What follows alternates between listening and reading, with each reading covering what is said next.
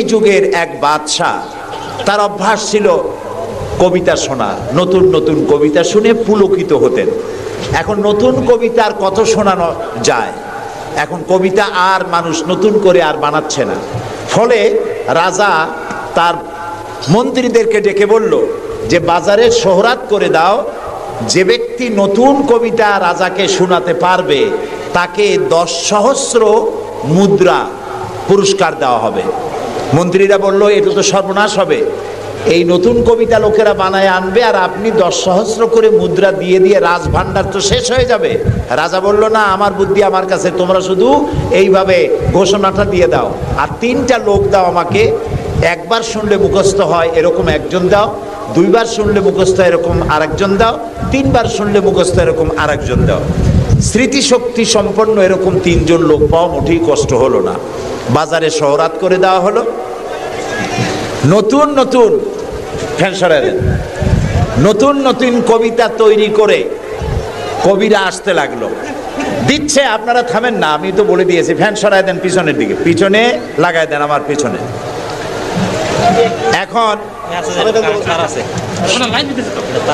এখন কবিরা কবিতা রচনা করে নিয়ে আসছে, নতুন কবিতা শুনতেছে রাজা। কবিতা শুনে শখ মিটাইয়া রাজা বলছে এটা কি একটা নতুন কবিতা হলো কবি, এটা তো আমি জানি। কবি কয়েছেন আপনি জানবেন কি করে, তো আমি তৈরি করেছি, কত হোমওয়ার্ক করে রাত জাগা কষ্ট করে এটা তৈরি করেছি, আর আপনি বলছেন আমি জানি। বাদশা বলছে শুধু আমি না, তোমার বিশ্বাস হয় না, এই যে আমার পাশে যে সব পারিষদের লোকেরা যারা বসে আছে ওরাও জানে। কবি চ্যালেঞ্জ করলো অসম্ভব, আমি সারা রাত জেগে জেগে কষ্ট করে রুদ্ধদ্বার কক্ষে বসে বসে কবিতা রচনা করেছি, কারো জানার কথা না। তোমার বিশ্বাস হয় না, ওই যে একবার শুনলে যার মুখস্থ হয় তার বললো তুমি শোনাও তো, সে দাঁড়ায় শোনাই দিল। 2বার শুনলে যার মুখস্থ হয় তার তো 2বার শোনা হয়ে গেছে, বললো তুমি শোনাও, সেও শোনাই দিল। 3বার শুনলে যার মুখস্থ হয় তার তো 3বার শোনা হয়েছে, বললো তুমি শোনাও তো, সেও শোনাই দিল। কবি বেচারা বেকুব হয়ে হেঁটে গেল। এরকম কবিদের কাছ থেকে নতুন নতুন কবিতা শুনে শখ মেটাতে মেটাতে এক চালাক কবি অবস্থাটা বুঝে ফেলেছে।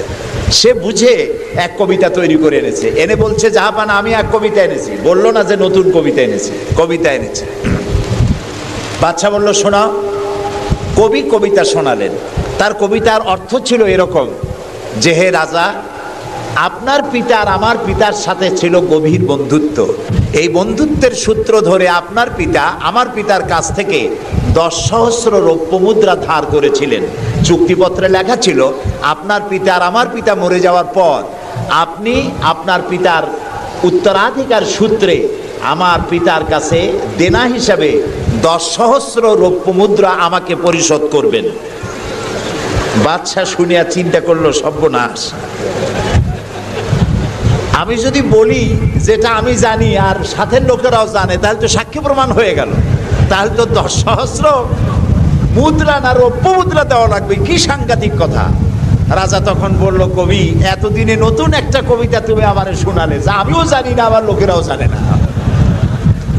আমি এই গল্পটি আপনাদেরকে শোনালাম এজন্যে যে সেই যুগের লোকেরা যতটা পাগল, আহাম্মক, বেকুব আমরা মনে করি, এরকম বেকুব ছিল না, আহাম্মক ছিল না।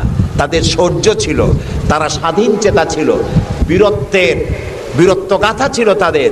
তারা কারোর অধীনতা স্বীকার করতো না, বুদ্ধি ছিল, প্রজ্ঞা ছিল, মেধা ছিল, সব ছিল। শুধু একটি জিনিসের অভাবে তারা চুরি করত, ডাকাতি করত, জেনা করত, ব্যভিচার করত, হত্যা করত, এগুলিকে কোনো অপরাধ মনে করত না। সেই জিনিসটির নাম ছিল ওহির জ্ঞান। সেই জিনিসটির নাম ছিল কি?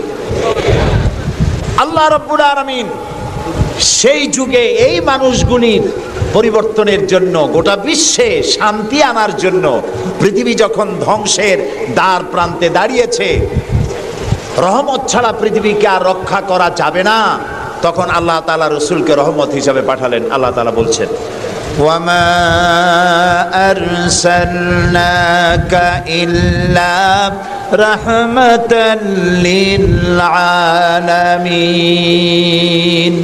নবী হে, আমি আপনাকে আমার গোটা বিশ্বের জন্য, গোটা সৃষ্টি জগতের জন্য আমি আপনাকে আমার করুণার মূর্ত প্রতীক করে পাঠালাম। সৃষ্টি জগতের জন্য আপনি আমার রহমত। সুবহানাল্লাহ। বর্তমান যে মাসটা চলছে, এই মাসটির নাম আরবি মাস মাহে রবিউল আউয়াল। এই মাসেই আল্লাহ তাআলা পাঠিয়েছিলেন বিশ্বনবী মুহাম্মদ রাসূলুল্লাহ সাল্লাল্লাহু আলাইহি ওয়াসাল্লামকে পৃথিবীর মানবতার কল্যাণের জন্য।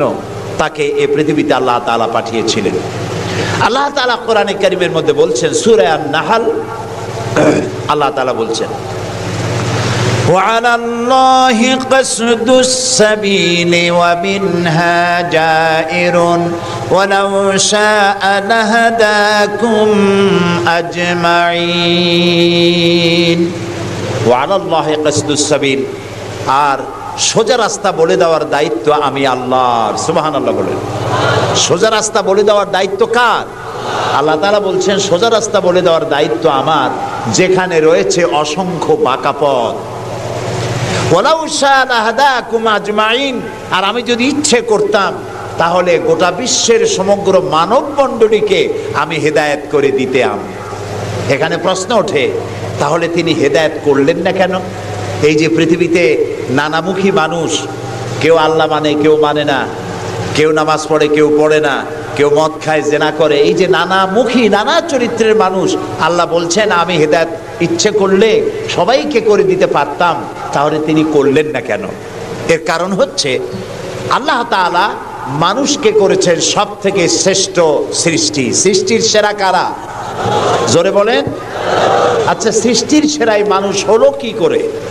মানুষ কি পাখির মতো উড়তে পারে? মানুষ কি চিতাবাঘের মতো দৌড়াতে পারে? মানুষ কি মাছের মতো সাঁতরাতে পারে? মানুষ কি বাঘের মতো ক্ষিপ্রতা, সিংহের মতো হিংস্রতা, সাপের মতো ক্রুদ্ধতা এগুলি মানুষের মধ্যে কি আছে? নাই। তাহলে মানুষ সৃষ্টির সেরা হলো কিভাবে বলতে পারেন? সৃষ্টির সেরা হয়েছে তার জ্ঞানের কারণে। আল্লাহ তাআলা চাঁদ সূর্যকে যেভাবে বাধ্য করেছেন তার হুকুম মানার জন্য, আমাদেরকে আল্লাহ তাআলা এভাবে হুকুম মানতে বাধ্য করেন নাই। কোরআন শরীফে আল্লাহ তাআলা বলেছেন, ওয়ালাকাদ কাররামনা বানি আদম। আল্লাহ তাআলা বলেন, আদম সন্তানকে আমি সম্মানিত করেছি। চাঁদ, সূর্য, গ্রহ, নক্ষত্র, সৌররাজি, নবমণ্ডল, ভূমণ্ডল সব কিছু আল্লাহর আইন মানতে বাধ্য না বাধ্য নয়? আল্লাহ তাআলা কোরআনে কারীমে বলেছেন, আফা গায়রা দীনিল্লাহি ইয়াবগুন ওয়া লাহু আসলামা মান ফিস সামাওয়াতি ওয়াল আরদি তাওআন ওয়া কারহা। আফা গায়রা দীনিল্লাহি ইয়াবগুন, তোরা কি আল্লাহর দেওয়া জীবন ব্যবস্থাকে ছেড়ে দিয়ে অন্যের তৈরি করা মতবাদ গ্রহণ করতে চাও? ওয়ালাহু আসলামা মান ফিস সামাওয়াতি ওয়াল আরদি, অথচ আকাশে যা আছে, জমিনে যা আছে সব কিছু তার আনুগত্যের মস্তককে আমার সামনে নত করে দিয়েছে। সুবহানাল্লাহ। চাঁদ এবং সূর্য, সূর্যের কোনো ক্ষমতা নাই। রাত এখন বাংলাদেশে 8:40, রাত। সূর্যের কোনো ক্ষমতা নাই এখন বাংলাদেশে সে উদিত হয়। রাতের অধিকারকে সূর্য ক্ষুণ্ণ করতে পারে না, সূর্যের অধিকারকে চন্দ্র ক্ষুণ্ণ করতে পারে না। লাশ-শামসু ইয়ামবাগি লাহা আন তুদরিকাল কামারা ওয়ালাল লাইলু সাবিকুন নাহার ওয়া কুল্লুন ফি ফালাকিন ইয়াসবাহুন। আকাশে জমিনে যা কিছু আছে সব আল্লাহর হুকুম মেনে চলছে, কেউ কাউকে অতিক্রম করতে পারে না। তাহলে আমরা বুঝলাম চাঁদ সূর্য হুকুম মানে কার? জোরে বলেন। এই যে গাছগুলি, চতুর্দিকে যত গাছপালা আপনারা দেখতে পান, সুবরি গাছে নারকেল হবে না, নারকেল গাছে তাল হবে না, বেল গাছে জাম হবে না, আম গাছে লিচু হবে না। ওয়ালান তাজিদা লিসুন্নাতিল্লাহি তাবদীলা। আল্লাহ তাআলা বলছেন আমার লব, নেচার, প্রকৃতির আইনের ভেতরে কোনো পরিবর্তন হবে না। আমার আইন তারা মানতে বাধ্য। কেবলমাত্র মানুষ, কেবলমাত্র মানুষ। আমি তোমাদেরকে সম্মানিত করেছি, সেই জন্য আমি তোমাকে আইন মানতে বাধ্য করি নাই। কোরআন শরীফে আল্লাহ পাক বলছেন ইচ্ছে করলে কুফরি করতে পারো। ইচ্ছে করলে ঈমান আনতে পারো, ইচ্ছে করলে মুমিন হতে পারো, ইচ্ছা করলে কুফরিও করতে পারো। এটা তোমার ইচ্ছার উপরে ছেড়ে দিয়েছে। কারণ কাদ তাবায়্যানার রুশদু মিনাল গাই, হক আর বাতিল দুইটাকে আমি আলাদা করে দেখিয়ে দিয়েছি। আসহাবুল ইয়ামিন, আসহাবুশ শিমাল, ডানপন্থী আর বামপন্থী দুইটা দল আমি দেখাই দিয়েছি। ডান দিকে, আর এটা বোঝার জন্য বিবেক দিয়েছি। কি দিয়েছি বলেন? বিবেক। বিবেক আছে আমাদের? আছে কি না? বিবেক দিয়েছি বোঝার জন্য। ডান দিকে যারা যাবে, এই ডান দিকের নেতৃত্ব দিবে নবীরা, আর নবীরা ডানপন্থীদেরকে সাথে নিয়ে চলে যাবে কোথায়? আল্লাহর জান্নাতে। আর যারা বামপন্থী, তাদের নেতৃত্ব দেবে শয়তান। কে দেবে নেতৃত্ব? আমি বুঝি না মুসলমানেরা কেমনে বামপন্থী হয়। আমাদের দেশে কিছু মুসলমান আছে নামধারী, নাম মুসলমানের, কিন্তু নিজেদের পরিচয় দেয় তারা বামপন্থী। আছেন এরকম? এই সমস্ত বামপন্থীদের নেতৃত্ব দিবে শয়তান, আর এদেরকে নিয়ে শয়তান তাদেরকে নিয়ে যাবে কোথায়? আল্লাহ তাআলা বলছেন কাদ তাবায়্যানার রুশদু মিনাল গাই, হক এবং বাতিলকে আলাদা করে আমি ভাগ করে দুটি পথকে দেখিয়ে দিয়েছি। এখন তোমার ইচ্ছা আমার উপর ঈমান আনতেও পারো, আর যদি ইচ্ছা হয় আমার সাথে কুফরিও করতে পারো। যেহেতু তুমি গাছ না, গর্জ না, চন্দ্র না, তুমি মানুষ, আমি তোমাকে সম্মান দিয়েছি, সেজন্য তোমার এখতিয়ারে ছেড়ে দিয়েছি আর বিবেকও দিয়েছি। এই বিবেক দিয়ে তুমি বুঝতে পারবা পথ কোনটা। আল্লাহ বলছেন আমার দায়িত্ব হলো ওয়া আলাল্লাহি কাসদুস সাবিল, সোজা রাস্তা বলে দেওয়ার দায়িত্ব আমার। সুবহানাল্লাহ, আমি বলে দিয়েছি সোজা রাস্তা কোনটি। আল্লাহ তাআলা বলেন সূরা ইব্রাহিমের মধ্যে আলিফ লাম রা কিতাবুন আনজালনাহু ইলাইকা লিতুখরিজান নাসা মিনাজ যুলুমাতি ইলান নূর। আল্লাহ তাআলা বলেন হে নবী, আমি আপনার উপর একখানা কিতাব অবতীর্ণ করলাম। এটা একটি কিতাব নাজিল করলাম এই জন্য লিতুখরিজান নাসা মিনাজ যুলুমাতি ইলান নূর, যাতে করে আপনি মানব মণ্ডলীকে অন্ধকার সমূহ থেকে আলোর দিকে নিয়ে আসতে পারেন। লক্ষ্য করুন কথা আল্লাহর, আমি কার কথা শোনাচ্ছি? অন্ধকার সমূহ থেকে আলোর দিকে নিয়ে আসতে পারেন। ওলামারা যারা আলেম তারা বুঝবেন, কোরআন শরীফে আল্লাহ তাআলা অন্ধকারের কথা যত জায়গায় বলেছেন বহু বচনে বলেছেন, এক বচনে বলেন নাই। আর আলোর কথা যখন বলেছেন তখন এক বচনে বলেছেন, বহু বচনে বলেন নাই। নূরের বহু বচন হলো আনোয়ার, এই শব্দটি কোরআন শরীফের মধ্যে নাই। আল্লাহ এখানে কি বলছেন? আমি আপনার উপরে কিতাব অবতীর্ণ করলাম এই জন্য যাতে করে আপনি মানব মণ্ডলীকে অন্ধকার সমূহ থেকে আলোর দিকে আনতে পারেন। অন্ধকার সমূহ কি? অন্ধকার সমূহ হচ্ছে মানব রচিত যত মতবাদ, এ সবগুলো কি বলেন সবাই? অন্ধকার। আর ইসলাম হলো আলো। অন্ধকারের অনেক রূপ হয়, আলোর রূপ হয় মাত্র, বলেন কয়টা হয়?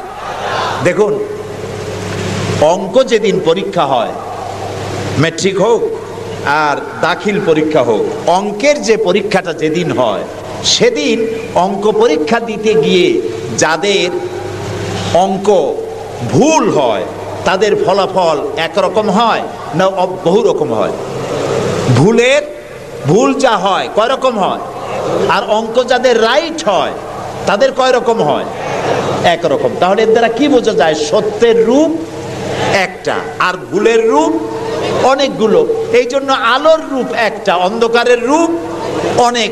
যেমন বিদ্যুতের আলো, কেরোসিনের আলো, হেসাকের আলো, চাঁদের আলো, সূর্যের আলো, যত রকমের আলো আছে সব আলোর রূপ একটাই, কিন্তু অন্ধকারের রূপ বিভিন্নতর। শবে কাজেবের এক রকমের অন্ধকার, অমাবস্যার আর এক রকমের অন্ধকার, রাতের আধারের আর এক রকম অন্ধকার, মেঘাচ্ছন্ন হওয়ার আর এক রকম অন্ধকার, কুয়াশাচ্ছন্ন হওয়ার আর এক রকম অন্ধকার, দরজা জানালা ভেন্টিলেটর সব বন্ধ করে দেওয়ার আর এক রকমের অন্ধকার। অন্ধকারের রূপ অনেক আর আলোর রূপ একটা। আল্লাহ বলছেন কোরআনে এই জন্য নাজিল করেছি লিতুখরিজান নাসা মিনাজ যুলুমাতি ইলান নূর, মানুষের তৈরি করা যত মতবাদ সব অন্ধকার। আর ইসলাম হচ্ছে আলো। আল ইসলাম নূরুন, ইসলাম হচ্ছে আলো। আলোর রূপ একটা। আলোর রূপ কয়টা? আল্লাহ তাআলা বলছেন ও আলাল্লাহি কাসদুস সাবিল, আমি সোজা রাস্তা বলে দেব, যেখানে আছে অসংখ্য বাঁকা পথ, সেই সোজা রাস্তার নাম কি বলতে পারবেন? মাশাআল্লাহ, আপনারা সবাই বলতে পেরেছেন। সেই ইসলাম, সেই পথের নাম ইসলাম। এই ইসলামের পথ প্রদর্শক ছিলেন আল্লাহর নবীরা। দুনিয়ায় যত নবী আল্লাহ পাঠিয়েছেন সমস্ত নবীরা হচ্ছেন ইসলামের পথ প্রদর্শক। কিন্তু বইপত্রে অনেক সময় একটা কথা ভুল লেখে। তারা লেখে মুহাম্মদ সাল্লাল্লাহু আলাইহি সাল্লাম ইসলাম ধর্মের প্রবর্তক। এটি একটি ভুল কথা। প্রবর্তক অর্থাৎ যিনি শুরু করেন, যিনি যে জিনিসটা চালু করেন, তিনি ওইটার প্রবর্তক হন। ইসলামের প্রবর্তক হচ্ছেন আল্লাহ তাআলা, আর সমস্ত নবীরা হচ্ছেন প্রচারক, আর সর্বশ্রেষ্ঠ প্রচারক হচ্ছেন মুহাম্মাদুর রাসূলুল্লাহ সাল্লাল্লাহু আলাইহি ওয়াসাল্লাম। আল্লাহ রাব্বুল আলামিন তাকে পৃথিবীতে পাঠালেন ইসলাম প্রচার, প্রসার, প্রতিষ্ঠা এই কাজের জন্য। আল্লাহ তাআলা তাকে পাঠালেন এবং তাকে সর্বাধিক মর্যাদা দিলেন। এত বড় মর্যাদা আল্লাহ তাআলা পৃথিবীতে আর কারো দেন নাই। সুবহানাল্লাহ। কোরআনে কারীমের মধ্যে আমরা দেখতে পাই আল্লাহ রাব্বুল আলামিন যখনই কোনো নবীকে ডাকার দরকার বোধ করেছেন, তিনি নাম ধরে ধরে ডেকেছেন। তিনি বলেছেন ইয়া আদম, ইয়া জাকারিয়া, ইয়া ইব্রাহিম, ইয়া ঈসা, ইয়া মূসা। গোটা কোরআন শরীফ তন্ন তন্ন করে যদি তালাশ করা যায়, কোরআন শরীফের ভিতরে কোথাও ইয়া মুহাম্মদ এই শব্দটি, এই বাক্যটি কোথাও পাওয়া যাবে না। আল্লাহ তাআলা তার রাসূলকে মুহাম্মদ সাল্লাল্লাহু আলাইহি সাল্লামকে কোরআনে কারীমে কোথাও নাম ধরে ডাকেন নাই। কেন ডাকেন নাই? তাকে মর্যাদা দিয়েছেন। সুবহানাল্লাহ বলুন। আল্লাহ রাব্বুল আলামিন নিজে তো নাম ধরে ডাকেনি নাই, বরং কোরআনে কারীমে আল্লাহ রাব্বুল আলামিন বলেছেন ও পৃথিবীর মানুষেরা, আমার নবীকে তোমরাও যেন পরস্পরকে যেভাবে নাম ধরে ডাকাডাকি করো, আমার নবীকে তোমরা সেভাবে নাম ধরে ডাকবে না। আল্লাহ নিষেধ করে দিয়েছেন। কোরআনে কারীমের মধ্যে আল্লাহ তাআলা তাকে নাম ধরে ডাকেন নাই এবং তার মর্যাদা সমস্ত নবীদের চাইতে বেশি দিয়েছেন। পৃথিবীতে যত নবী এলেন সমস্ত নবীরা এসেছেন যার যার এলাকার উপরে ভিত্তি করে, ভাষার উপরে ভিত্তি করে, গোত্রের উপরে ভিত্তি করে। মুহাম্মদ সাল্লাল্লাহু আলাইহি সাল্লাম শুধু আরবি ভাষাভাষীদের নবী ছিলেন না, শুধুমাত্র মক্কার এবং মদিনার নবী ছিলেন না, তিনি বিশ্ব নবী। বলুন তো কি নবী? আল্লাহ রাব্বুল আলামিন কোরআনে কারীমের মধ্যে বলেছেন কুল ইয়া আইয়ুহান নাসু ইন্নী রাসূলুল্লাহি ইলাইকুম জামিআ। আল্লাহ তাআলা বলেন হে নবী আপনি বলুন, ও পৃথিবীর মানব মণ্ডলী, আমি আল্লাহর পক্ষ থেকে তোমাদের সকলের জন্য আমি রাসূল হয়ে এসেছি। কিয়ামত পর্যন্ত এই পৃথিবীতে যত মানুষ আসবে সমস্ত মানুষের জন্য রাসূল বলেছেন, শুধু মানুষের জেন নয়, আল্লাহর সমস্ত সৃষ্টি জগতের জন্য আল্লাহ তাআলা আমাকে রাসূল করে পাঠিয়েছেন। সুবহানাল্লাহ। নবী করিম সাল্লাল্লাহু আলাইহি সাল্লাম পৃথিবীতে এলেন এবং আল্লাহ তাআলা তাকে এই সম্মান দিয়ে, মর্যাদা দিয়ে পৃথিবীতে কেন পাঠালেন? সূরা ফাতহার মধ্যে আল্লাহ তাআলা বলছেন هو الذي أرسل رسوله بالهدى ودين الحق ليظهره على الدين كله وكفى بالله شهيدا। আল্লাহ তাআলা বলেন যে তিনি আল্লাহ, যিনি তার রাসূলকে দ্বীনে হক আর সত্যের বিধান সহকারে পৃথিবীতে পাঠিয়েছেন। কেন? লিইউযহিরাহু আলা দ্বীনি কুল্লিহ, যাতে করে তিনি মানুষের তৈরি করা সকল মতবাদের উপরে ইসলামকে বিজয়ী করে দিতে পারেন। এই জন্যে আল্লাহ তাআলা রাসূলকে এই পৃথিবীতে পাঠিয়েছেন। সুবহানাল্লাহ। রাসূলুল্লাহ পৃথিবীতে আসলেন এবং তিনি চরিত্র দিয়ে, যুদ্ধ করে নয়, ইসলাম প্রচার করেছেন কি দিয়ে বলেন? তরবারি দিয়ে নয়। ইসলাম মানে শান্তি, শান্তির ধর্ম। ইসলাম কিসের ধর্ম? শান্তির ধর্ম। মুসলমান কারা? যারা শান্তি প্রতিষ্ঠা করে তারাই। আর আল্লাহর এক নাম হচ্ছে সালাম। আল্লাহর এক নাম কি বলেন সবাই? সালাম। আল্লাহর নাম শান্তি, ইসলাম শান্তি, মুসলমানেরা চায় শান্তি। সেই শান্তি প্রতিষ্ঠার জন্য মুহাম্মদ সাল্লাল্লাহু আলাইহি সাল্লাম তরবারি দিয়ে ইসলাম আনেন নাই, তিনি ইসলাম এনেছেন তার অনুপম চরিত্র মাধুর্য দিয়ে, ব্যবহার দিয়ে, দিন প্রচার করে তার মাধ্যমে জনগণকে ইসলামের মধ্যে এনেছেন। কথা উঠতে পারে তাহলে যুদ্ধগুলো হলো কেন? বদর, ওহদ, হুনাইন, তাবুক, এগুলো ইয়ারমুক, কেন এই যুদ্ধগুলো হলো? এসব যুদ্ধ ছিল ডিফেন্সিভ। পৃথিবীর কোন ঐতিহাসিক কোন ব্যক্তি বলতে পারবে না যে মুহাম্মদ সাল্লাল্লাহু আলাইহি সাল্লাম সর্বপ্রথম আক্রমণকারী হয়েছেন কোন যুদ্ধে। বলতে পারবে কেউ? বলতে পারবে? তিনি তা করেননি। যখন আক্রান্ত হয়েছেন তখন তিনি প্রতিরক্ষামূলক যুদ্ধ করেছেন, আক্রমণাত্মক যুদ্ধ রাসূলুল্লাহ তার জীবনেও করেন নাই। সুবহানাল্লাহ। চরিত্র দিয়ে তিনি দুনিয়াকে বিজয় করেছেন। পৃথিবীতে যত নেতা আছে সমস্ত নেতাদের চরিত্র তো দুই রকম হয়। নেতাদের চরিত্র কয় রকম হয়? দুই রকম। একটা হয় পার্সোনাল ক্যারেক্টার, আর একটা হয় পাবলিক ক্যারেক্টার। একটা হয় জনগণকে দেখানোর, আর একটা হয় ব্যক্তিগত। রাসূলুল্লাহর চরিত্র এরকম দুই রকম ছিল না। একটু মাথা খাটায় চিন্তা করেন, পৃথিবীতে কোন নেতা আছেন যিনি জনগণের সামনে দাঁড়িয়ে বলতে পারবেন আমি ছাত্র জীবনে যা করেছি, যৌবনে যা করেছি, রাজনৈতিক নেতা হিসাবে গোপনে গোপনে যা করি, এসব কথাগুলি মানুষের কাছে, আমার দলের কাছে, দেশবাসীর কাছে খুলে বলে দাও, এরকম বলতে পারবে কেউ? একজনও পারবে না। যদি বলে তাহলে সব সর্বনাশ। এই পৃথিবীতে একমাত্র নেতা জনাবে মুহাম্মদুর রাসূলুল্লাহ সাল্লাল্লাহু আলাইহি ওয়াসাল্লাম। তিনি বলেছেন, ও আমার সাহাবীরা, ও আমার স্ত্রীরা, দিনের আলোতে আর রাতের আধারে আমার ভিতরে তোমরা যে আচরণ আমার দেখতে পাও, আমার ওঠা বসা, আমার চলাফেরা, আমার আচার আচরণ, যা কিছু আমার ভিতরে দেখতে পাও সবগুলি খুলে খুলে মানুষের সামনে বলে দাও। সুবহানাল্লাহ। রাসূলুল্লাহর চরিত্রের সার্টিফিকেট, তার আখলাক কেমন, এটা জানার জন্য হযরত আয়েশার কাছে কয়েকজন সাহাবী প্রশ্ন করেছিলেন, মা, রাসূলুল্লাহর কাছে বেশি সময় কাটাবার সুযোগ আপনি পান, তার ইনস অ্যান্ড আউট আপনি ভালো করে জানেন, বলুন তো তার আখলাক কেমন, তার চরিত্র কেমন? মা আয়েশা বললেন, তোমরা কি কোরআন পড়েছো? বললেন, হ্যাঁ কোরআন পড়েছি। কোরআন কি বোঝো? হ্যাঁ কোরআন বুঝি। হযরত আয়েশা বলেন, কোরআন যদি পড়ে থাকো, কোরআন যদি বুঝে থাকো, রাসূলের চরিত্র আমার কাছে জানার কোনো দরকার নাই। যেটা কোরআন তোমরা পড়েছো, কোরআনের বাস্তব নমুনা যদি দেখতে চাও, আল্লাহর নবীর দিকে তাকায়া দেখো। তার চরিত্র হলো কোরআন। রাসূলুল্লাহর চরিত্র কি? কোরআন।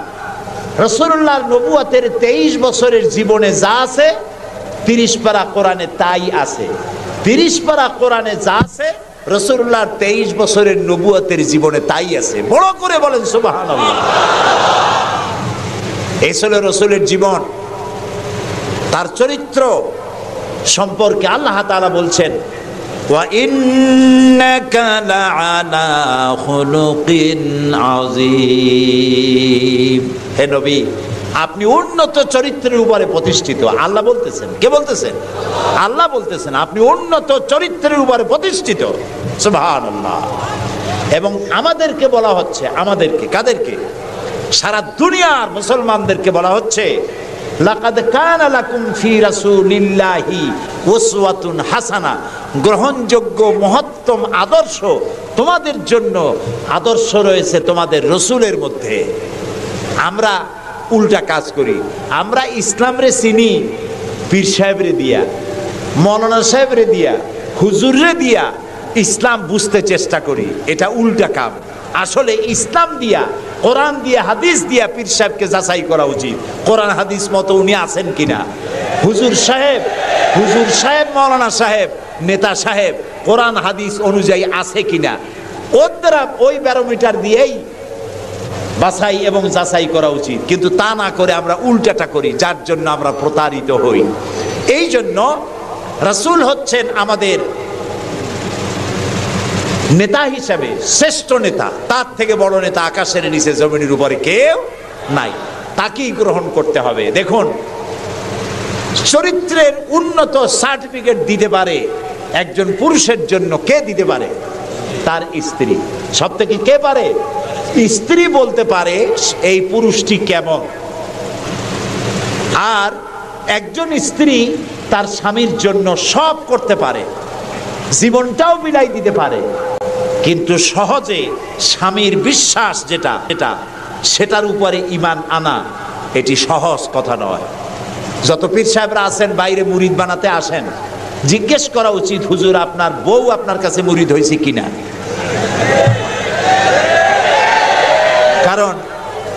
কারণ বউ জানে। বাইরে এসে যতই হুজুর অনেক কিছু নামের আগে মেজবাউল আরেফিন, সিরাজুস সালিকিন, তারপরে কি কুতুবে রব্বানি, গাউসে সামদানি, আশেকে পান্দান, সিয়াহে দান্দান, এই যতই বলা হোক না কেন, কিন্তু আসলে উনি কি ওনার বউ চাইতে কেউ ভালো জানে না। এটা ঠিক কিনা? বউ ঈমান আনছে কিনা, মুরিদ হইছে কিনা, ওইটা দেখা দরকার। ড্রাইভারকে জিজ্ঞেস করা দরকার আপনার হুজুর কেমন, ড্রাইভার বলতে পারবে। ওনার সাথে খাদেমদেরকে একান্তে জিজ্ঞেস করা দরকার হুজুর কেমন, ওনারা বলতে পারবেন। দেখুন, এই পৃথিবীতে নবী করিম সাল্লাল্লাহু আলাইহি ওয়াসাল্লাম যখন ওহী পেলেন, দ্বিতীয় ওহী ছিল ওয়ানজির আশিরাতাকাল আকরাবিন, নিকটবর্তী লোকদেরকে এবার দ্বীনের দাওয়াত দেন। এই সর্বপ্রথম দাওয়াতের জন্য আল্লাহ তাআলা বললেন, আল্লাহর প্রতি, জাহান্নামের প্রতি ভয় দেখান, সতর্ক করুন মানুষদেরকে। সর্বপ্রথম তিনি মনে করলেন নিকটবর্তীদেরকে দাওয়াত দিতে আল্লাহ বলেছেন আগে। তামার নিকটবর্তী খাদিজার চাইতে তো কেউ নাই। খাদিজার কাছে গিয়েই রাসূলুল্লাহ দাওয়াত দিলেন। দাওয়াতটা কি? বললেন, খাদিজা, এই যে চোখে দেখা লাত, মানাত, উজ্জা, হুবাল, এর একটাও খোদা না, এগুলো বেহুদা। এগুলা কিছু বানাইতে পারে না, কেউরে সাহায্য করতে পারে না, এমনকি নিজেকেও বিপদ থেকে রক্ষা করার কোনো শক্তি ওদের নাই। এক অদেখা আল্লাহ আছেন, যিনি ছাড়া কোনো ইলাহ নাই, তোমাকে আমাকে তিনিই সৃষ্টি করেছেন, তাকে আল্লাহ হিসাবে মানো, যারা দেখা যায় না। আর আমি সেই আল্লাহর শেষ নবী, আমাকে নবী হিসাবে মানো। কত বড় কঠিন কথা, কত বড় কঠিন কথা। প্রিয় ভাই সব, পর্দার আড়ালের মা বোনেরা লক্ষ্য করুন, হযরতে খাদিজাতুল কুবরা রাদিয়াল্লাহু তাআলা আনহা 40 বছরের বয়সের সময় মুহাম্মদ সাল্লাল্লাহু আলাইহি সাল্লামকে বিয়ে করেছিলেন। তখন তার বয়স 25 বছর। আর আজ 40 বছর বয়সে নবীজি নবুয়ত পেয়েছেন, 15টি বছর সময় পেয়েছেন রাসূলকে কাছে থেকে দেখার। হযরতে খাদিজা যখনই দ্বীনের দাওয়াত পেলেন, অদেখা আল্লাহকে বিশ্বাস করতে হবে, মুহাম্মদ সাল্লাল্লাহু আলাইহি সাল্লামের নবুয়ত মানতে হবে, এই প্রশ্ন যখন সামনে এলো, হযরতে খাদিজা কোনো প্রশ্ন তোলেন নাই, এক মুহূর্ত দেরিও করেন নাই, সঙ্গে সঙ্গে পড়ে নিয়েছেন লা ইলাহা ইল্লাল্লাহু মুহাম্মাদুর রাসূলুল্লাহ। হযরত খাদিজা বললেন আবুল কাসেম। তিনি মুহাম্মদ সাল্লাল্লাহু আলাইহি সাল্লামকে আবুল কাসেম বলে ডাকতেন, হে কাসেমের পিতা, হে কাসেমের পিতা। আমি ঈমান আনলাম আল্লাহর উপরে, যারে কোনোদিন দেখি নাই। আমি ঈমান আনলাম আপনার প্রতি, সেই আল্লাহর আপনি প্রেরিত রাসূল, নবী হিসেবে মেনে নিলাম। কারণ বিগত 15টি বছর আপনার সাথে থেকে আপনার মধ্যে যে আচরণ দেখেছি, এই আচরণ কোনো সাধারণ মানুষের হতে পারে না। আপনি অবশ্যই আল্লাহর নবী, আমার কোনো সন্দেহ নাই। রাসূলুল্লাহ যা করেছেন, চারিত্রিক বিপ্লব করেছেন। তার কৈশোর, তার যৌবন, ওই জনগণের মধ্যেই হয়েছে। আল্লাহ তাআলা সিরিয়া থেকে নবী এনে মক্কায় চাপায় দেন নাই, মিশর থেকে নবী এনে মক্কার উপরে চাপায় দেন নাই। ওই সমাজেই তিল তিল করে তিনি বড় হয়েছেন মানুষের মাঝে। আর মানুষেরা এক পর্যায়ে মুহাম্মদ এই নামটা ভুলেই গেল, তাকে ডাকা শুরু করলো আল আমিন বলে। সুবহানাল্লাহ, এটা নবুয়ত পাওয়ার অনেক আগে। তাকে ডাকতো আল আমিন, বিপদে পড়লে বলতো চলো আল আমিনের কাছে যাই, ঝগড়া হলে বলতো চলো আল আমিনের কাছে যাই, আমানত রাখতে হবে চলো আল আমিনের কাছে যাই। তার নামই লোকেরা ভুলে গেল। এক পর্যায়ে নাম প্রচারিত হলো আল আমিন, মানে কি? বিশ্বাসী। তিনি নিজেকে তিল তিল করে গড়েছেন, আল্লাহ তাআলা গড়ে তুলেছেন তাকে। হযরতে খাদিজা তার প্রতি ঈমান আনলেন, রাসূলুল্লাহ দাওয়াত দিলেন তার বন্ধু, যার সাথে তার বন্ধুত্ব ছিল 20 বছরের, হযরতে সাইয়েদুনা আবু বকর রাদিয়াল্লাহু তাআলা আনহু, 20 বছরের বন্ধু। হযরত আবু বকরের কাছে রাসূলুল্লাহ যখন দাওয়াত দিলেন যে আমি আল্লাহ রসুল, আমার উপর ঈমান আনো, এক আল্লাহর উপর ঈমান আনো, হযরত আবু বকরও এক মুহূর্ত দেরি করেন নাই, বলেছেন আপনি অবশ্যই আল্লাহর নবী, আমার তো কোনো সন্দেহ নাই এর মধ্যে। সুবহানাল্লাহ। রাসূল পাক সাল্লাল্লাহু আলাইহি সাল্লাম এই মক্কি জিন্দেগিতে মানুষদেরকে তৈরি করলেন আল্লাহর ইচ্ছা মাফিক। তিনি দাওয়াত দিলেন একটি, তিনি বললেন ইয়া আইয়ুহান নাস কুলু লা ইলাহা ইল্লাল্লাহ তুফলিহু, হে মানব সকল পড়ো তোমরা লা ইলাহা ইল্লাল্লাহ, জোরে পড়েন লা ইলাহা ইল্লাল্লাহ, লা ইলাহা ইল্লাল্লাহ। একথা ঘোষণা করে দাও, কোনো ইলাহ নাই, কোনো আইনদাতা নাই, বিধানদাতা নাই, শাসনকর্তা নাই, কেউ নাই ইল্লাল্লাহ, আল্লাহ ছাড়া। এই দাওয়াত যখন তিনি দিলেন, যেই সমাজের লোকেরা তাকে আলামিন বলতো, সেই লোকেরা ফুলের মালা নিয়ে দৌড়ে আসতো নাকি? তারা পাথর নিয়ে ছুটে এলো, কারণ তারা বুঝতো লা ইলাহা ইল্লাল্লাহর মানে কি। লা ইলাহা ইল্লাল্লাহর মানে শুধু কোনো ইলাহ নাই আল্লাহ ছাড়া, মুহাম্মদ সাল্লাল্লাহু আলাইহি ওয়াসাল্লাম আল্লাহর প্রেরিত রসুল, এই কথাটুকু যদি শুধু হইতো তাহলে মার খাওয়া লাগতো না। রাসূলুল্লাহ মার খান নাই, মুসা আলাইহিস সালাম মার খান নাই, ইব্রাহিম আলাইহিস সালাম খান নাই, এমন কোন নবী নাই। 3 জন নবী ছাড়া, কয়জন নবী ছাড়া? 3 জন নবী ছাড়া মার খান নাই, দেশান্তরিত হন নাই, গালিগালাজ শোনেন নাই, ঠাট্টা বিদ্রুপ শোনেন নাই, এমন কোন নবী নাই। কয়জন নবী বাদে? 3 জন। একজন কে? আদম আলাইহিস সালাম। সে সময় কোনো মানুষই নাই, কাজেই তারে বিরক্ত করবে কে? আর ছিলেন নূহ আলাইহিস সালাম। প্রথমে বাধা পাইলেন, পরে যখন বন্যা হয়ে গেল, সব যখন মরে গেল, তখন আর তারে বাধা দেওয়ার মতো কেউ ছিল না। আর একজন ছিলেন হযরত সুলাইমান আলাইহিস সালাম।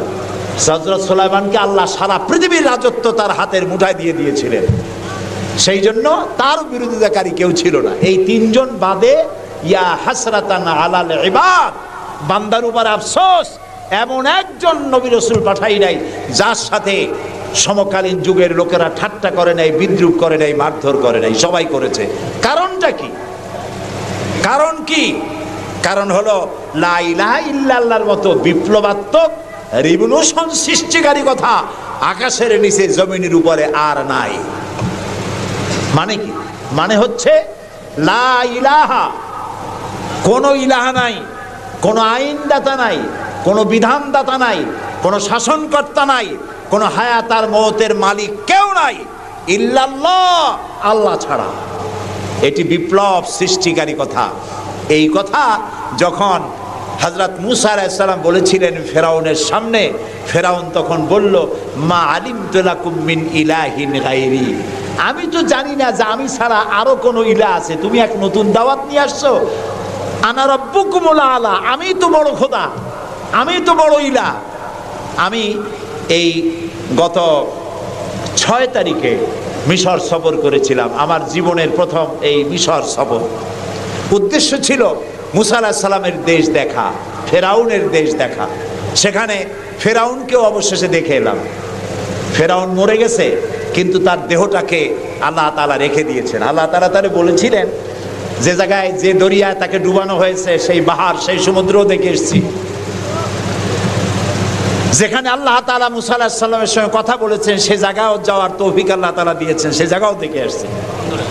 ফেরাউন তাকে দেখার জন্য মিউজিয়ামের মধ্যে ঢুকলাম।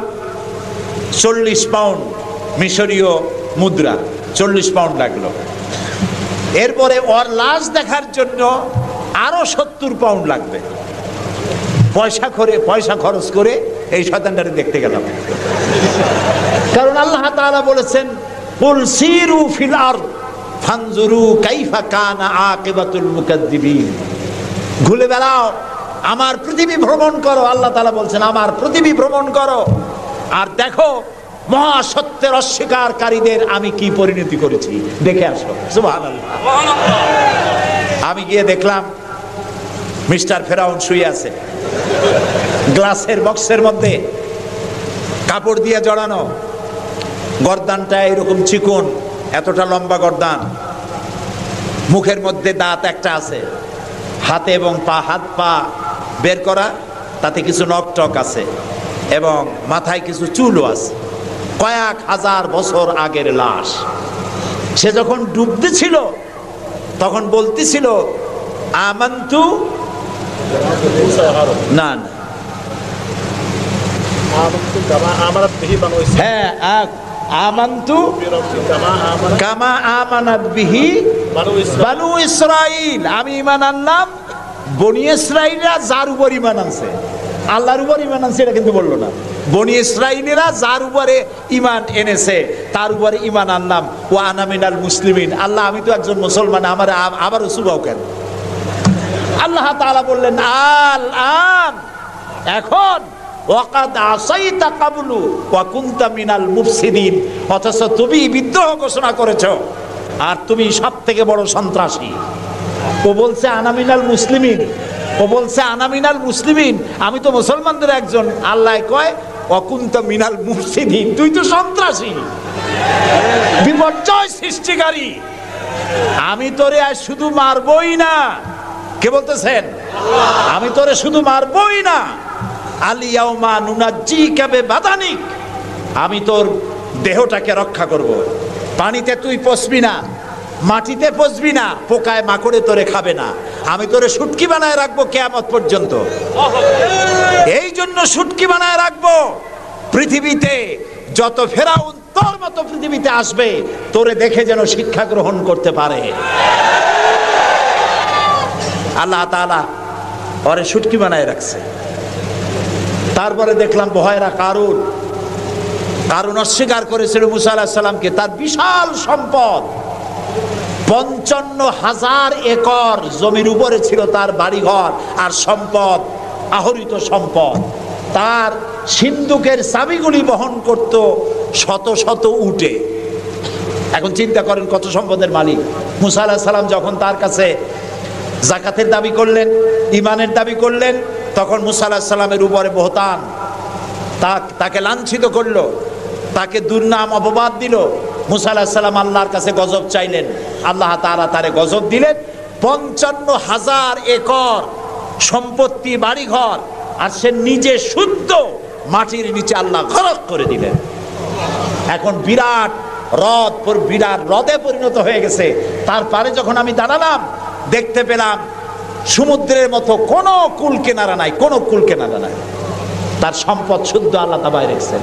আল্লাহ তাআলা বলছেন, পৃথিবী ঘোরো আর দেখো মহাসত্যের অস্বীকারীদেরকে কি ধরনের শাস্তি দিয়েছি, দেখে আসো। সুবহানাল্লাহ। এই ফেরাউনের কাছে যখন মুসা আলাইহিস সালাম বললেন, ঈমান আনো আমার উপরে, আল্লাহর উপর ঈমান আনো, সে কয় মা আলিমতু লাকুম মিন ইলাহিন গায়রি, আমি তো জানি না আমি ছাড়া আরো কোন ইলাহ আছে, আমি তো ইলাহ। তুমি যদি আমাকে ছাড়া কাউকে ইলাহ মানো, লা আজআলান্নাকা মিনাল মাসজুনিন, আমি তোমাকে কারারুদ্ধ করে রাখবো। মুসা আলাইহিস সালাম কয়, তুই কারে জেলের ভয় দেখাও? আমি তো আল্লাহর পয়গম্বর, আমি তো তোমার জেলের পরোয়া করি না। সুবহানাল্লাহ ওয়া বিহামদিহি। মুসা আলাইহিস সালামকে কে পাঠাইছে ফেরাউনের কাছে? কে পাঠাইছেন? আল্লাহ তাআলা নিজে পাঠাইছেন। আল্লাহ তাআলা বলছেন, হে মুসা, আমি তোমাকে আমার জন্য বানাইছি। সুবহানাল্লাহ। ওয়া নাখতারতুকা ফাসতামি' লিমা ইউহা। এখন শোনো আমি তোমারে কি বলি। ইযহাব ইলা ফিরআউনা ইন্নাহু তাগা। ফেরাউনের কাছে যাও, সে সীমা লঙ্ঘন করেছে, তার কাছে দ্বীনের দাওয়াত দাও। মুসা আলাইহিস সালাম বলেন, আল্লাহ আমি তো কথা বলতে গিয়ে একটু তোতলা ভাব, আমি তো কথা ভালো করে বলতে পারি না। রব্বিশ রাহলি সদরি ওয়া ইয়াসসিরলি আমরি ওয়াহলুল উকদাতাম মিন লিসানি ইয়াফকাহু কাওলি। আল্লাহ তাআলা আমার সিনাটারে খুলে দাও, আমার বক্তব্যকে স্পষ্ট করে দাও, আমি যা বলি তা যেন মানুষ বোঝে সুযোগ করে দাও। হারুন আখিসদুদ বিহি আজরি ওয়া আশরিকহু ফি আমরি, আর আমার ভাই হারুনকে আমার সহযোগী করে দাও। সুবহানাল্লাহ বিহামদিহি। তিনি আল্লাহর দাওয়াত দিলেন। এই দাওয়াত দিতে গিয়ে হযরত মুসা আক্রান্ত হয়েছেন, ইব্রাহিম আলাইহিস সালাম আক্রান্ত হয়েছেন, নবী করিম সাল্লাল্লাহু আলাইহি ওয়াসাল্লাম আক্রান্ত হয়েছেন।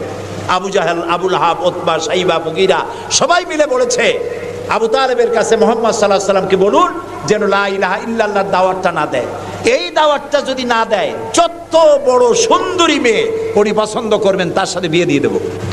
টাকা চাই, সোনা চাই, সব দেব, নেতৃত্ব চাই তাও দেব।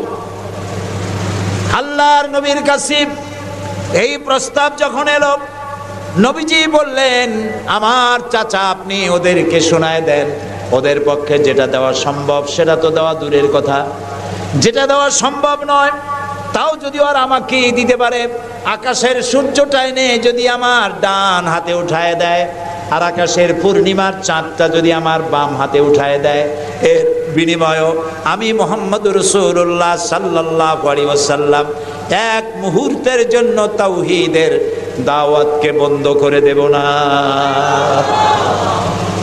নবী করিম সাল্লাল্লাহু আলাইহি ওয়াসাল্লাম মক্কি জিন্দেগিতে মানুষের কাছে কালেমার দাওয়াত পৌঁছালেন। আর মূল লক্ষ্য হচ্ছে পৃথিবী কার? বলেন, পৃথিবী কার? আইন চলবে কার? আল্লাহর। সেই আইন প্রতিষ্ঠা করার জন্য একা একা করা যাবে না, একটা জনগোষ্ঠী তৈরি করা দরকার, একটা দক্ষ জনশক্তি তৈরি করা দরকার যারা দেশ পরিচালনার যোগ্য। এরকম লোক রাসূলুল্লাহ মক্কির জীবনে 13 বছরে দক্ষ একটা জনগোষ্ঠী তৈরি করে ফেললেন। সুবহানাল্লাহ কয়। দেখছেন দক্ষ কারে কয়? আবু বকর, ওমর, ওসমান, আলী, খাব্বাব, খুবাইব, আমের, তালহা, জুবাইর, আবু উবাইদা ইবনুল জাররাহ রিদওয়ানুল্লাহ তাআলা আলাইহিম আজমাইন। এই সব লোক তৈরি হয়ে গেল। সুবহানাল্লাহ। এই সব লোক তৈরি হয়ে যাওয়ার পর যে উদ্দেশ্যে রাসূলকে পাঠানো হয়েছিল সেই উদ্দেশ্য এখন কার্যকরী হচ্ছে। আমরা তো উল্টোপাল্টা কাম করি। 12ই রবিউল আউয়াল আসলেই পতাকা দিয়ে রাজধানী সাজাই, 12ই রবিউল আউয়াল আসলেই বিরাট একটা মিছিল, কোনো একজন লোককে সামনে রাখা তারপর একটা মিছিল শুরু হয়ে গেল। তোমপে লাখো সালাম, কতগুলা পতাকা নিয়ে লাখো সালাম দিলাম, হাজার হাজার গাড়ি নিলাম, লোকজন নিলাম, এরপরে এক জায়গায় বসে নবী সালাম আলাইকা, ইয়া রাসূল সালাম আলাইকা, গরম গরম জিলাপি। রবিউল আউয়াল শেষ, রাসূলুল্লাহর মহব্বতও শেষ। বিশ্বাস করুন, এই সমস্ত জিনিস দিয়ে মূল টার্গেট থেকে মুসলমানদেরকে সরিয়ে দেওয়া হচ্ছে। আপনারা আমাকে জবাব দেন, যারা এই সব কাজ করে তারা বলে রাসূলুল্লাহর ভালোবাসায় করি। আপনি কি পারবেন রাসূলুল্লাহর লাখো সাহাবীদের মধ্যে একজন সাহাবীও রাসূলুল্লাহকে যে ভালোবাসা দিয়েছেন, পৃথিবীর সব মুসলমান একত্রিত হয়ে অতটা ভালোবাসা কেউ কি দিতে পারবে? পারবে? এবার বলেন, সাহাবীরা এরকম কোন মিছিল করেছেন রাসূলুল্লাহর জন্মদিনে? তার জন্মদিবস পালন করেছেন? করেন নাই। যেটা হাদিসে নাই আমরা তা করতে পারি না। যে মিলাদ এখন পড়া হয়, যে সিস্টেমে পড়ানো হয়, একত্রিত হয়ে ইয়া নবী সালাম আলাইকা, রাসূল সালাম আলাইকা, সাহাবীরা এরকম করেন নাই, তাবিঈনরা করেন নাই, তাবিঈনরা করেন নাই। মিলাদের এই সিস্টেম চালু হয়েছে রাসূলের ইন্তেকালের অন্তত 600 বছর পর। ফাইনা তাযহাবুন, কোথায় চলছি আমরা? রাসূলের মূল অনুষ্ঠান ছেড়ে দিয়ে, মূল কাজ ছেড়ে দিয়ে ভিন্ন পথে প্রবাহিত হচ্ছি। আমাদেরকে বিভিন্ন শব্দের মার প্যাচে সিরাতুন নবী করব না মিলাদুন নবী করব, মিলাদ পড়বো তো দাঁড়ায় পড়বো না বসে পড়বো, এই সমস্ত চক্করের মধ্যে ফালাই দিয়া টার্গেটের যাওয়ার পথের থেকে আমাদেরকে বাধাগ্রস্ত করা হচ্ছে। প্রিয় ভাই সব, নবী করিম সাল্লাল্লাহু আলাইহি ওয়াসাল্লাম জনশক্তি তৈরি করে ফেললেন, একটা রাষ্ট্র চালাবার মতো লোক তৈরি হয়ে গেল। আপনি যদি এই যে আর্মির ট্রেনিং হয়, শীতকালীন মহড়া হয়, আর্মি ট্রেনিং হয় কেন? এত পয়সা দিয়ে আর্মি টিকায় রাখা হয় কি জন্য? কি জন্য? দেশ রক্ষার জন্য। আমরা তো সবাই দেশপ্রেমী, আমরা দেশ রক্ষা করতে তো আমরাই পারি। আর্মিদেরকে এত পয়সা খরচ করে করানো হচ্ছে কেন? এই জন্য করানো হচ্ছে, যখন যুদ্ধ বাঁধবে তখন আপনি অস্ত্র চালাইতে পারবেন না, অস্ত্র চালাবার মতো যোগ্যতা সম্পন্ন লোক গভর্নমেন্ট তৈরি করে, প্রতিরক্ষা বাহিনী তৈরি করে, যাতে করে কোনো দেশ আমার স্বাধীন ভূমির উপরে আঘাত করতে না পারে। সেই জন্য এখন এটাকে পরিচালনার জন্য ট্রেনিং দেওয়া হয়। মুসলমানদেরকে আল্লাহ তাআলা কোরআনের মাধ্যমে, ইসলামের মাধ্যমে, হাদিসের মাধ্যমে তাদেরকে ট্রেনিং দেওয়া হয়। জমিন আল্লাহর, আইন চলবে আল্লাহ। আইনের ইমপ্লিমেন্টের জন্য, সে আইন প্রয়োগ করার জন্য দক্ষ যোগ্য জনশক্তি প্রয়োজন। রাসূলুল্লাহ নিজের সোহবত দিয়ে ধন্য করেছেন সাহাবায়ে কেরামদেরকে, তাদেরকে তৈরি করতে সক্ষম হয়েছেন। 13 বছর চলে যাওয়ার পর আল্লাহ পাক তাকে হিজরত করার অর্ডার করলেন। এবার রাসূলুল্লাহ মদিনায় চলে আসলেন। মদিনায় এসে ইসলামী রাষ্ট্রের ঘোষণা দিলেন। সুবহানাল্লাহ বলেন। এবার রাসূলুল্লাহ প্রেসিডেন্ট, এবার রাসূলুল্লাহ কি প্রেসিডেন্ট, রাষ্ট্রপতি। আর তার সংবিধান হলো কোরআন। সংবিধান কি? কোরআন। কোরআনের আইন চালু করে দিলেন। তিনি রাষ্ট্রপ্রধান হলেন। সমাজ থেকে চুরি, ডাকাতি, জেনা, ব্যভিচার, হত্যা, ধর্ষণ সব দূরীভূত হয়ে গেল। আজ মানুষ দরজা খুলে ঘুমাবার সুযোগ পেয়ে গেল। নবী করিম সাল্লাল্লাহু আলাইহি ওয়াসাল্লাম ঘোষণা করলেন, খায়রুল কুরুনি কারনি, সর্বশ্রেষ্ঠ যুগ হলো আমার যুগ। রাসূলের যুগ হলো শ্রেষ্ঠ যুগ। সমাজ থেকে চুরি ডাকাতি নির্মূল হয়ে গেল কোরআনের আইন চলার কারণে। যারা বিরোধিতা করছিল তারাও দেখলো যে মুহাম্মদ সাল্লাল্লাহু আলাইহি ওয়াসাল্লামের সাথে আমরা খামোখাই বিরোধিতা করেছি, উনি তো আমাদের বিরোধী লোক না, উনি তো আমাদের ধর্মের বিরুদ্ধে লোক না, উনি তো দেশে আইন দিয়েছেন এমন যে আইনের মাধ্যমে মানুষ তার নিজের ধর্ম পালন করতে পারে, চুরি করে না, ডাকাতি করে না, মানুষ খাবার পায়, পরার পায়, থাকার পায়, সব কিছুর গ্যারান্টি পেয়েছে। আল্লাহ তাআলা তখন একটি সূরা নাজিল করলেন। আল্লাহ তাআলা সূরা নাসর নাজিল করলেন, ইযা জাআ নাসরুল্লাহি ওয়াল ফাত ওয়া রাআইতান নাসা ইয়াদখুলুনা ফি দীনিল্লাহি আফওয়াজা। আল্লাহ তাআলা বলেন, যখন আল্লাহর পক্ষ থেকে বিজয় আসবে, আল্লাহর সাহায্য যখন আসবে, তখন দেখতে পাবে দলে দলে লোকেরা ইসলামে প্রবেশ করছে। রাসূলুল্লাহর ইন্তেকালের সময় দেখা গেল আশেপাশে যত গোত্রে ছিল, এলাকা ছিল, সব পড়ে ফেলেছে লা ইলাহা ইল্লাল্লাহু মুহাম্মাদুর রাসূলুল্লাহ। কাফের বলতে আর কেউ ছিল না। শান্তি পেল, নিরাপত্তা পেল। ইসলাম শান্তি এবং নিরাপত্তা। এই শান্তি এবং নিরাপত্তার পথে মানুষ যাতে আর না আসতে পারে, সেই জন্য আজকের পৃথিবীর বৃহৎ শক্তি লেগেছে ইসলামকে ধ্বংস করার জন্য।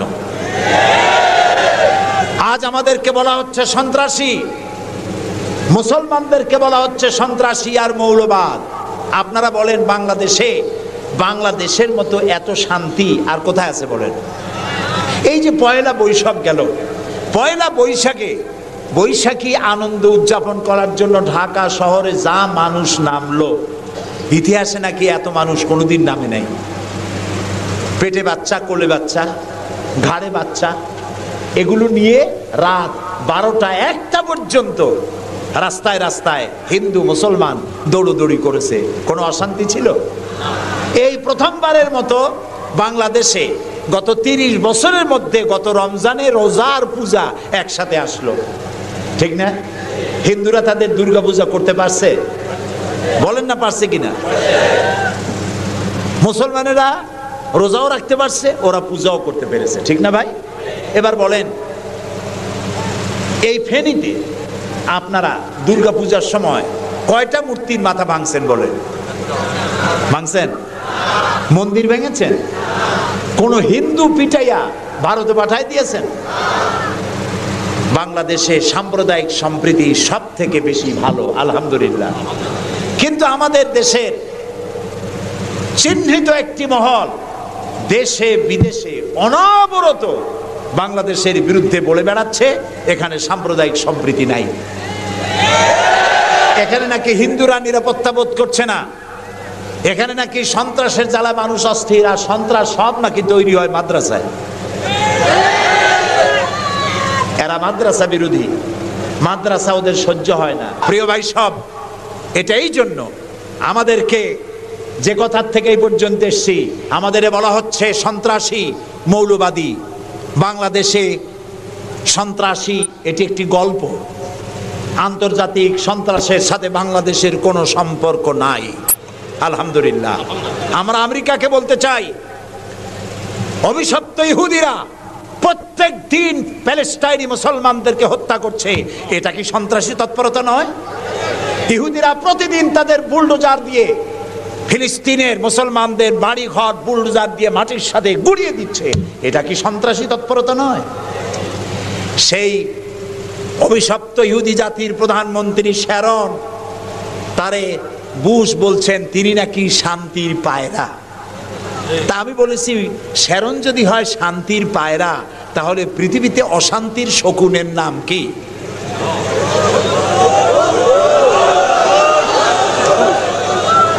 আপনাদের ফতোয়াই কার্যকরী হোক। আল্লাহ আছেন, আল্লাহ আছেন। ও তো ভালো, ফেরাউন ওর থেকে শক্তিশালী ছিল, নমরুদ ওর থেকে শক্তিশালী ছিল। ফেরাউনরে চুবাইয়া আল্লাহ শেষ করছে, নমরুদরে জুতা দিয়ে পিটাই আল্লাহ বিদায় করে দিছে। ঠিক না? সেই আল্লাহ আছে কিনা? জোরে বলেন, আছে।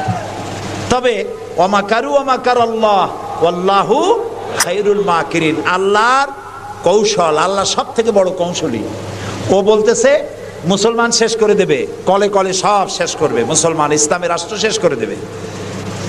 আল্লাহ তাআলা তার ঘরের মধ্যে মুসা আলাইহিস সালামের মারার চেষ্টা করছিল না ফেরাউন? একটা পুরুষও বাঁচতে দেবে না, সব মেয়ে লোক জিন্দা রাখবো, মেয়ে লোক সব মেরে ফেলবো, এরকম বলছিল না? সেই জায়গায় আল্লাহ মুসারে বানাইছেন কিনা? লালিত পালিত করছেন কোথায়? ফেরাউনের ঘরের মধ্যে। যে বুশ দুনিয়া থেকে ইসলাম আর মুসলিমদেরকে মিটাতে চান, সেই বুশের ঘরের মধ্যে আল্লাহ তাআলা ইসলাম ঢুকাই দিছে।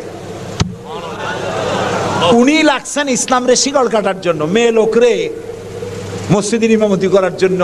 কারা কি করতেছে আমরা বুঝি, আমরা ভাত খাই। আমার জাতি মদ খাইয়া চোখ লাল করে না, আল্লাহর মেহেরবানি। তোমার জাতি করে। আমেরিকায় মেন্টাল হসপিটালের রুগী সব থেকে বেশি, পাগল বেশি দুনিয়ার সব জায়গায়। দুনিয়ার সবচাইতে বেশি পাগল কোন দেশে? আমেরিকায়। কারণ ওদের ব্রোকেন ফ্যামিলি, যৌথ পরিবার না, স্বামী স্ত্রী বিশ্বাস করে না, স্ত্রী স্বামীরে বিশ্বাস করে না, বাপ ছেলেরে স্নেহ করে না, ছেলে মায়ের ভক্তি করে না।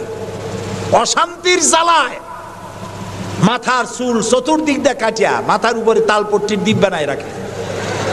কেউ বা মাথার চুল ছোট ছোট করে কাটিয়া পিছনের দিকে বাসার নাম্বার, মোবাইল নাম্বার লিখে রাখে। আমি দেখে কইছি, শয়তানে যদি দেখে, শয়তান খালি কানবে আর বলবে যে আমি শয়তান হয়েছিলাম কি কাজে? এইটা তো খাড়া শয়তান। শান্তি নাই, অশান্তির দাবানল জ্বলছে গোটা আমেরিকা জুড়ে। ওরা মুসলমানদের ঐতিহ্য ধ্বংস করার জন্য একটা কোথার থেকে শয়তান মহিলা এনে মসজিদের ইমামতি করেছে। আর ওর পেছনে যারা নামাজ পড়ছে সেগুলো সব বেনামাজি, কোনো নামাজি না। আর যিনি ইমামতি করেছেন, পত্রিকা এসেছে তার নাকি স্বামী ছাড়াই একটা বাচ্চাও হয়েছে। এই হলো ইমাম। যে জাতের ইমাম সেই জাতের মুয়াজ্জিন, সেই জাতের মুক্তাদি। প্রিয় ভাই সব, 9/11-এর পরে ওই জাতির মধ্যে চিন্তা হয়েছিল যে মুসলমানেরা নাকি বোমা মারে সব জায়গায়। পত্রপত্রিকা আসছে মুসলমানরা বোমা মারছে। তো মুসলমানরা এই আধুনিক বোমা বানাবার শক্তি পায় কোথায়? নিশ্চয়ই কোরআন শরীফ আছে। এই কোরআন শরীফ পড়া শুরু করলো। কোরআন শরীফ পড়িয়া তারা দেখতে পেল যে এর মধ্যে তো বোমা বানাবার কথা নাই, বরং সন্ত্রাসের বিরুদ্ধে বক্তব্য আছে, সন্ত্রাসীদের কি শাস্তি হবে তাও সূরা মায়েদার মধ্যে আল্লাহ বলে দিয়েছেন। এখন কোরআন শরীফ পড়ে পড়ে অবস্থা এই হয়েছে, প্রত্যেক বছর আমেরিকায় 20 থেকে 25 হাজার আমেরিকান সাদা খ্রিস্টান ইসলাম কবুল করে মুসলমান হয়ে যাচ্ছে। ঠেকাইতে পারবে না ইসলামকে। ইসলাম হলো সূর্যের মতো, এদিক দিয়ে ডুবে দেখা যায় পশ্চিম দিক দিয়ে ডুবে গেছে, আর বুঝি উঠবে না। সকালবেলা দেখে পূব দিক দিয়ে কি হয়েছে, উদিত হয়ে গেছে, আবার ওদিকে ডুবলো, এদিক দিয়ে উঠলো। ইসলামও এইরকম মনে হয় ইরাকে ইসলাম শেষ, আফগানে শেষ হয়ে গেল, আল্লাহ তাআলা আবার ফিলিস্তিন দিয়ে উঠায় দেবে, বাংলাদেশ দিয়ে উঠায় দেবে, কাশ্মীর থেকে উঠায় দেবে। ইসলাম রে নিবাইতে পারবা না। ইউরিদুন আলী ইউতফিউ নূর আল্লাহ বিআফওয়াহি আল্লাহু মুতিম্মু নূরি। মুখের ফু দিয়ে ইসলামকে নিবানো যাবে না। এটা কার? ইসলাম কার? আল্লাহ তাআলা। সেই জন্য আমরা চাই ইসলামকে মানুষকে বুঝায়া, মানুষকে আস্তে আস্তে ইসলামের দিকে নিয়ে আসা। আল্লাহ তাআলা আমাদেরকে সেই তৌফিক দান করুন। আমরা বলি আমিন, সবাই বলি আমিন।